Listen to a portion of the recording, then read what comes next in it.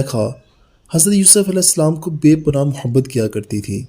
یہ بات آپ بہتر جانتے ہیں کہ وہ طرح طرح کی سازشیں کیا کرتی تھی کہ کسی طرح حضرت یوسف علیہ السلام اس کو پسند کرنا شروع کر دیں، پر آپ چونکہ اللہ تعالیٰ کے نبی تھے، اللہ کے حکم کے بغیر کوئی بھی کام نہیں کیا کرتے تھے۔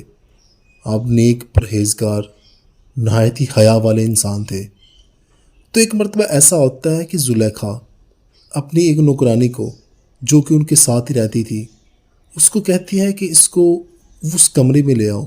ایک ایسا کمرہ تھا جس کمرے کے اندر 7 اور کمرے تھے، 7 کمروں کے ساتھ 7 دروازے بھی تھے۔ تو اس کو لاسٹ والے، آخری والے جو دروازے ہیں اس طرف لے کے آنے کی کوشش کرتی ہے۔ وہ نوکرانی کو بھیجتی ہے کہ یوسف علیہ السلام کو وہ آخری والے کمرے میں لے آؤ۔ تو وہ نوکرانی ایسا ہی کرتی ہے، حضرت یوسف علیہ السلام کو آخری والے کمرے میں لے آتی ہے۔ اور زلیخا اس کو کہتی ہے کہ جاتے وقت 7 کے 7 دروازے لاک کر دینا، تاکہ باہر سے کوئی اندر نہ آنے پائے یا پھر اندر سے کوئی باہر نہ جانے پائے۔ وہ نوکرانی بالکل ایسا ہی کرتی ہے۔ حضرت یوسف علیہ السلام کافی تعجب کرتے ہیں کہ آج روٹین سے کچھ ہٹ کے ہو رہا ہے، پھر بھی وہ اللہ تعالیٰ پہ ٹرسٹ کر کے اس کمرے میں چلے جاتے ہیں۔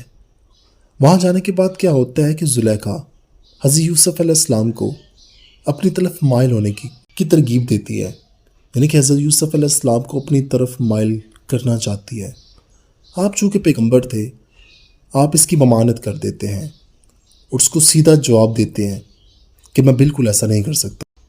تو زلیخا پوچھتی ہے کہ کیا وجہ ہے، وہ کون سی وجوہات ہے جس کی بنا پر تم ایسا کر رہے ہو؟ تو حضرت یوسف علیہ السلام فرماتے ہیں کہ مجھے میرا اللہ دیکھ رہا ہے۔ تو وہ زلیخا کہتی ہے کہ ابھی تو اس وقت کوئی بھی نہیں ہے، ہمیں اکیلے ہیں، 7 کمروں کے اندر ایک روم ہے، ہم وہاں پہ اکیلے، ہمیں کون کوئی کیسے دیکھ سکتا ہے؟ تو حضرت یوسف علیہ السلام فرماتے ہیں کہ وہ میری ذات، اللہ تعالیٰ کی جو ذات ہے وہ ہر جگہ ہوتی ہے، یعنی کہ جو اللہ تعالیٰ کی جو ذات ہے وہ ہر جگہ مجھے دیکھ رہی ہے اور تجھے بھی دیکھ رہی ہے۔ تو وہ زلیخا اس پر غصہ ہو جاتی ہے، وہ کہتی ہے کہ تم نوکر ہو میرے، میں جیسا کہوں گی ویسا تمہیں کرنا پڑے گا۔ پر حضرت یوسف علیہ السلام پوری طرح سے منع کر دیتے ہیں۔ تو جب وہ زلیخا زبردستی کرنے کی کوشش کرتی ہے تو حضرت یوسف علیہ السلام اس کمرے سے بھاگنا شروع ہو جاتے ہیں۔ اب ہوتا کچھ یہ ہے کہ وہ 7 دروازے تھے جہاں پہ حضرت یوسف علیہ السلام اور زلیخا کھڑے تھے، وہ 7 دروازوں میں 7 لاک لگے ہوئے تھے، جس کو اندر سے اور باہر سے کھولنا بہت مشکل تھا، اور اس کی جو چابی تھی وہ صرف زلیخا کے پاس تھی۔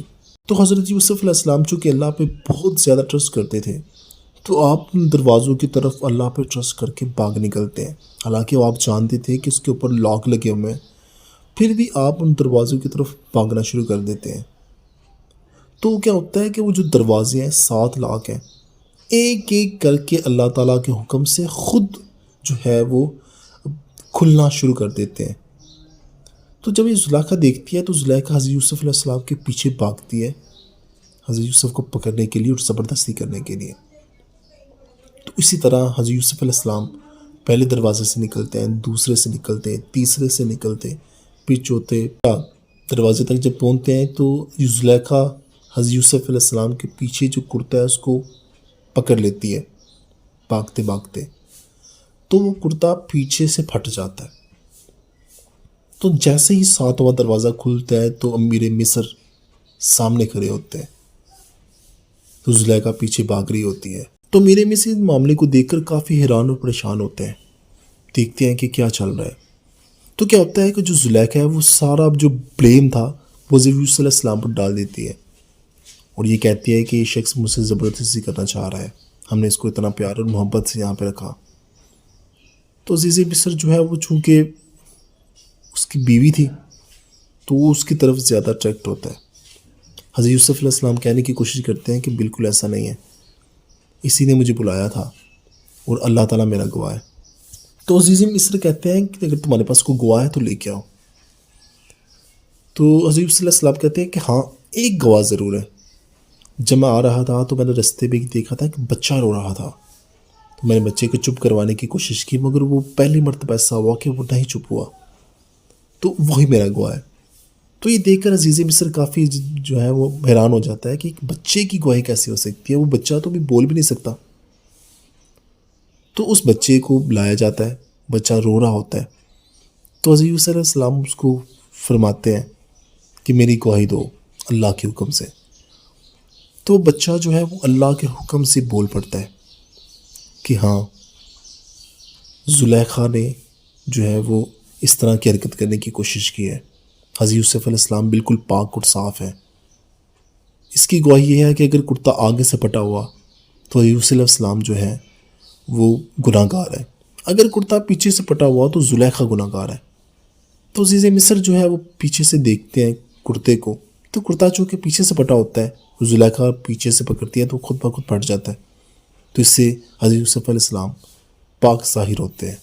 عزیز مصر چونکہ مصر کے عزیز ہوتے ہیں، ان کو اپنی عزت بہت پیاری ہوتی ہے، تو اس معاملے کو خود ہی سائڈ پہ کر دیتے ہیں اور کسی سے کچھ نہ کہنے کی کوشش کرتے ہیں اور بولتے ہیں کہ کسی اس بات کا کسی کو کوئی پتہ نہیں چلنا چاہیے کیونکہ عزت کا سوال ہے. تو یہ کہانی صرف ایمان کی ہے جو حضرت یوسف علیہ السلام کو صرف اللہ تعالیٰ پہ تھا. اگر آپ ایک حیادار انسان ہیں تو اللہ تعالیٰ کی مدد آپ پر ہی ہوتی ہے جیسے حضرت یوسف علیہ السلام پر تھے.